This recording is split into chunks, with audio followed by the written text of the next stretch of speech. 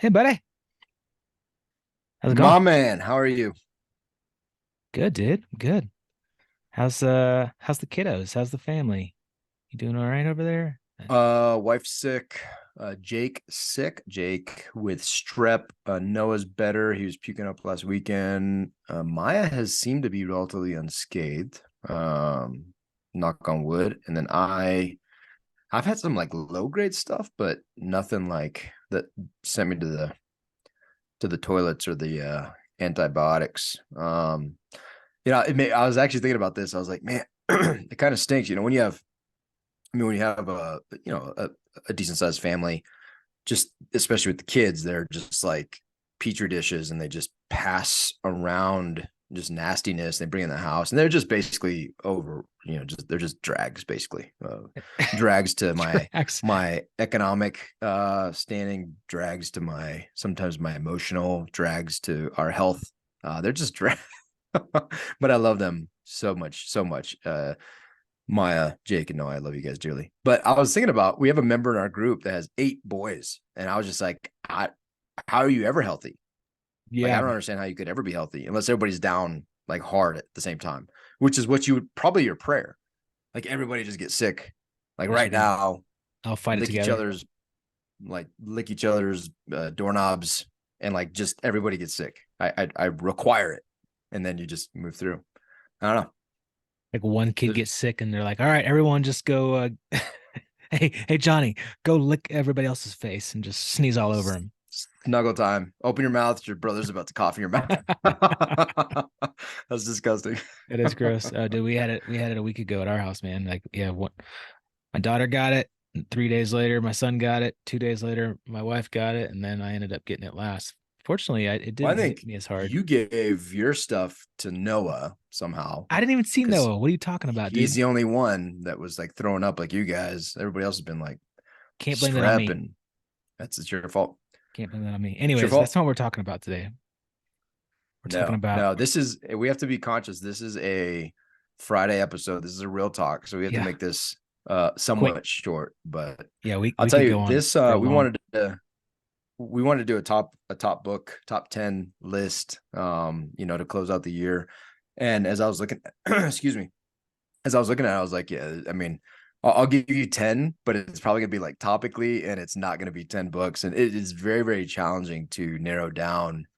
And then we were gonna go even further and go, 5 and 5, right? So we have 10, it's 5 yearbooks, 5 of mine. I'm like, dude, it's not possible. It's not possible. Yeah. I guess it could be maybe, but it would feel dirty to me. So, Feel so yeah, dirty man, because you just I don't want to think, leave some books out. yeah, I feel dirty because I want to leave some books out. Because I would hate to not mention some of these books that have been so impactful for me. And so let's just kick it off, man. Number one book for me. I think this happened last year You're because I don't going think this number was your number one. one book. You're going number one or number five. Yeah, number one. Well, and, Oh, and I want to be clear. The number one book for me is the only book that is in precedence order. That is in like most important order. So number one, after number one for me, everything else is intermixed and all very, very impactful. I just wrote them down. But number one, I think this happened last year too, because I'm gonna say it. And you're like, oh yeah, me too. But number one is the Bible, dude. Number one is the Bible. It's a book that I go to. I desire to go to every single morning. Most mornings I'm in it. Uh, Completely life changing for me, and it continues to be the book that challenges me the most, teaches me the most, and that I consistently read. yeah, 100%, man. I mean, yeah, every morning for me. Um, and I was on a reading plan about halfway through the year. My church actually has like studies, like book studies. They have like five or six of them. They have like Corinthians and what else did they have? The Book of John, the Book of Mark. They had like six books, and so like I deep dive into all those books throughout the year, and then I finished all those, and then I was kind of like flailing for a little bit, but then I got back on a little bit of a program. So 100%, man. I think we may have to come the new year. We may have to do the Bible in a year again. We might have to do that. So if any of our listeners are interested in joining us, we've had pretty big accountability groups in the past. If you're interested, hit us up and we can do just a big, U version or whatever, and track each other and be accountable. So just throwing that out there. Well, we should be getting the 52-week devotional from Steve Healy that we had on our podcast that he did. We had him on and talked about that. That should be coming to our house pretty soon. I know he got them in the mail and should be sending them, so we should have that for 2024 to go through. Nice. All right, what's next? All right, dude. So the next one, I love this book. It was extremely impactful to me. And I'm kind of I'm a huge believer in reading all kinds of books, right? So I like reading spiritual books, I like reading nonfiction, I like reading fiction. I'm a big proponent of really, of literature, of going back, reading some of the classics. And so this book falls in the spiritual category, but Tell No Lies by John Mark Comer, such a good book, dude. Live No Like, Lies. so I'm sorry, did I say Tell No Lies? I meant Yeah. Live No Lies. Live No Lies. Fascinating book, super well written. I mean, that guy, I love his podcasts, I love his sermons, I love, the stuff that he puts out. And that book was really challenging, but I loved how it was very much, it was a lot of people think that faith books and faith in general is like this, you close your eyes and you just you hope for the best and you have faith in this thing that's unprovable. Well, if you listen to people like John Mark Comer or I can't remember his name, William Lane. Shoot, I can't remember his name off the top of my head. Does a lot of debates and recorded debates. But when you listen to those guys, you realize how stinking smart they are. Dude, these guys are scholars, and there's so many. Their arguments for things like God and evil and good are if you're a person who likes science and data and theorems that proofs and getting after stuff like that, that you enjoy the more nerdy side of it, like he's your guy, right? He's your guy because it's data based and it's pretty fascinating stuff. So love that book. Really good book. Yeah, I also really like that book. But his other book was a little bit ahead of that one. Almost, I would say that this book was pretty life-changing for me. I read it at the very beginning of this year, 2023, and then I read Live No Lies later. But Ruthless Elimination of Hurry by John Mark Comer. I mean, I would say like up there is one of the top books that has like really, really changed me and impacted me like for forever. It's just total mindset shift on how we look at life and just practicing the way of Jesus and slowing down and like this just idea of you cannot show love in a hurry. It's impossible. And just that one concept has just drastically changed how I do things, how I treat my family, my kids, my wife, my friends, my day, my calendar, my schedule. Like I've really tried to slow down this year and create more margin. If there's one word this year for me, it would be margin. And that book was super impactful for me. Yeah, that's good, man. No, I need to get that one and read that as well because that's been on my list for quite a while. For me, the third book, wow, the third book, the third book, it's where I kind of start breaking into kind of like topically, but there's two books for my third book, but very much related. And the two books are Taking Stock by Jordan Grummett, Doc G, who was recently on the podcast. Amazing dude. And then the one that was very related for me was Die with Zero by Bill Perkins. And so those two books were very much challenged the idea of and we had a podcast this week we recorded a podcast with a gentleman who's also looking at challenging this what was his name, Mike Bursick. Yep. I say his name terribly, so Mike, sorry. But these three guys for me are dudes that really challenge the idea of defining success and really putting an end to the personal pursuit of arbitrary numbers and arbitrary measures of what we believe are most important, and really in reality they're not. Most of the time it's not. And Doubt Zero, amazing book. The way that he kind of lays it out, frames it, the tactics he gives are awesome, but from a slightly different angle, Doc G, taking it from the end of life experience that he's excuse me, had as a hospice doc, and really relating those messages and helping us get to the point where today we could take action and define the person we want to be, on our deathbed, and start doing stuff about it now, and realizing the priorities in life are not, want to scale my business and make all kinds of money and drive a nice car, whatever it is, right? Like there's some very real things relationally, mostly, that we can get after today, which is super life-changing. Yeah, man. I mean, same. Like both of those books are super impactful for me. Die with Zero, again, I think that's one of the books that has really changed the way I think, the way I act, the way I do this year. And that will impact the rest of my life. I mean, the two concepts from that book of one from a health perspective of like, health is wealth, and really investing in your health, and realizing that there are some things in life that you need to do now while you're healthy, while we're 44, when we're in good shape and in good health. Like some of these trips and some of the things that we want to go do, like we need to take advantage of that now, like while we're healthy, right? We can't wait till retirement when we're 60, 70 years old to do some of these more challenging, more physically required activities and events to go do, and you need to go take advantage of those things now. And then the idea of memory dividends. So for the health thing, like I invested in a performance coach this year, a health coach this year.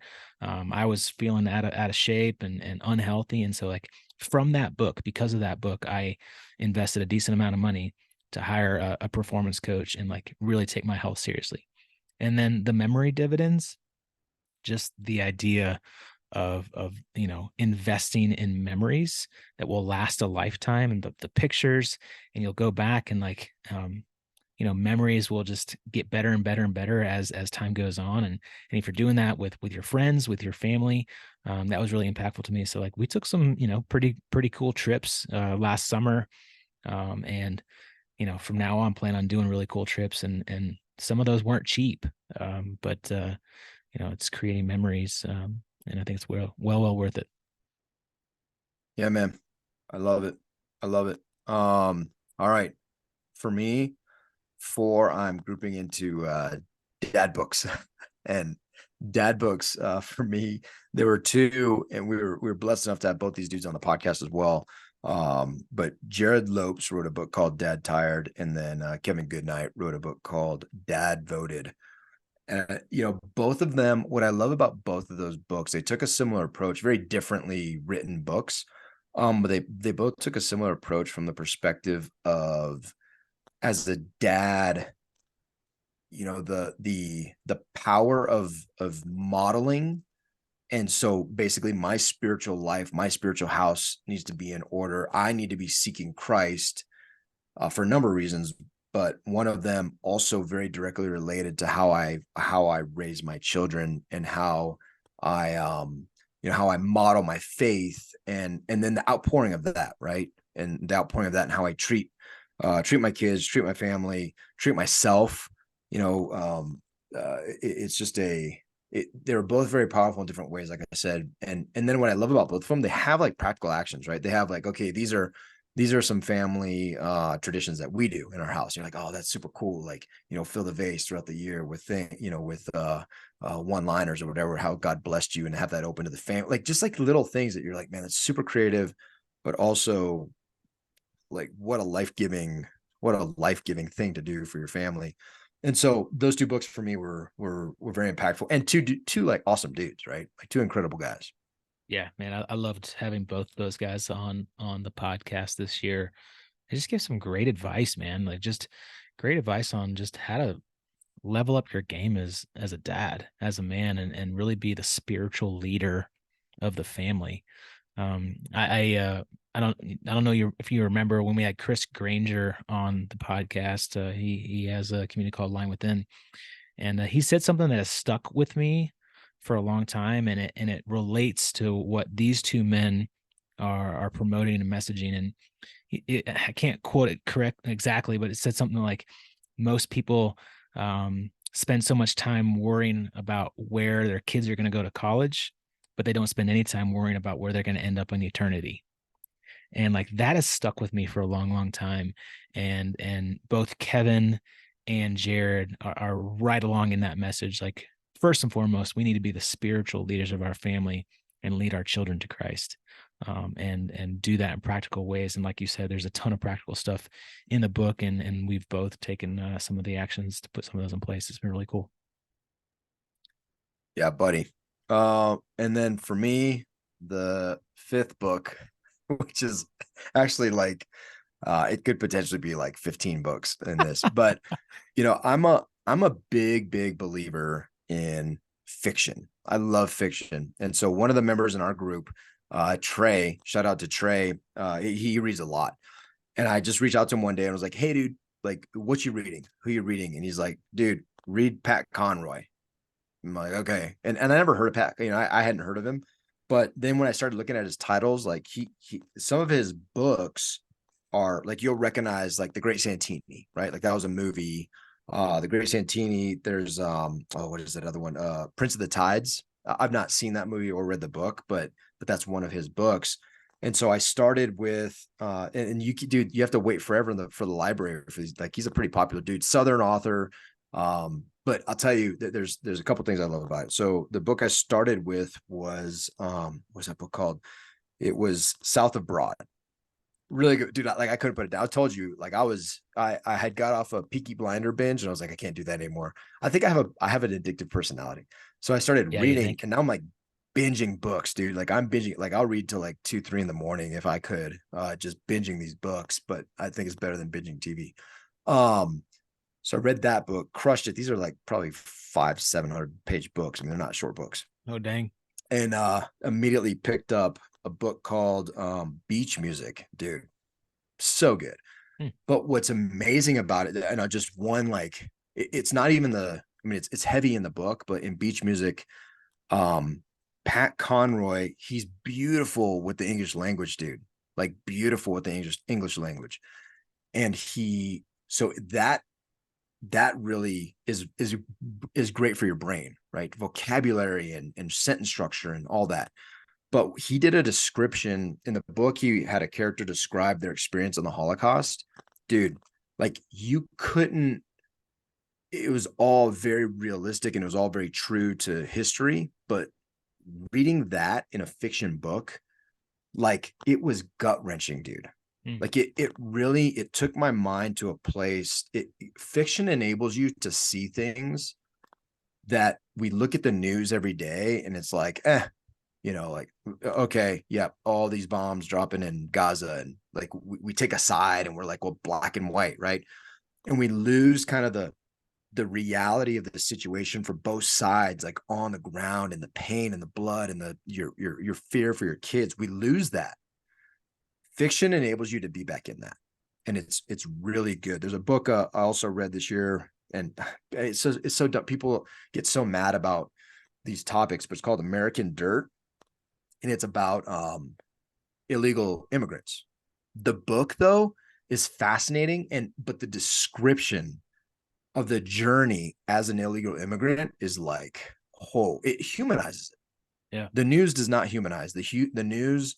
um Causes outrage.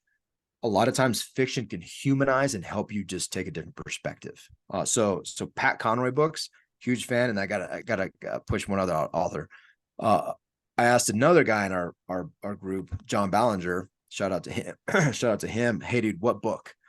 And he said read William R. Dude, I don't know how to say this guy's name. Forstchen. I think that's his name.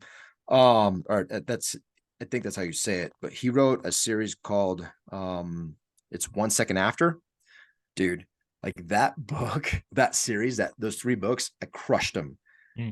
And it it was very much, it puts you in a situation it forces you into situations where you're like, what would I do? And it's pretty intense, dude. Pretty intense book. So I guess for my fifth book, My fifth book is really like read fiction. And if you start with those two authors, they won't treat you poorly. Like it'll be really good, fast-paced adventure, and it may expand your vocabulary. Who knows? Well, and I know you also have mentioned another fiction author that we've had on the podcast, John David Mann, Yeah. and all the books that he's written.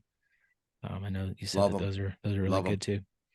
Yeah, they're really I've good. not Yep. I've yet to venture into fiction. I know I need to. I just get so I have such a long list of nonfiction I'm books. gonna give you a book right now. I'm Okay, gonna give you a book right now. I'm gonna write. I got I'm my I'm pen. reading it again because you love to surf.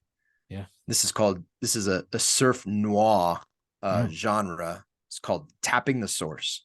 Dude, it's so tapping the good. source. Yeah, I just started it. I read it years ago, and I don't know why it popped in my head, but it's one of those books that I just was like, man, I want to read that again. And it really, and another one for you, a classic, Catcher in the Rye, dude. Yeah, I've read that Holden one a long time Caulfield, ago. Catcher in Yeah. the Rye. Like, I mean, just again, I think we rob ourselves of something very, very rich when we don't read fiction. And most nonfiction authors, they're just not, they cannot take the English language and make it dance, right? Mm. They don't make it dance. And these guys, like I oftentimes I'll reread paragraphs. I'm like, man, that was like, I would love to tell a story like that because that was beautiful. Yeah, that's good, man. All right, mine. I mean, you hit on I think one, two, three, four, really. Um, if I was gonna do number five, I'm gonna cheat like you. You're kind of cheating, but Yeah. I'm gonna give an author as well, and he has three books, and I read all of them this year. The author is Justin Whitmore Early, and he's all about habits.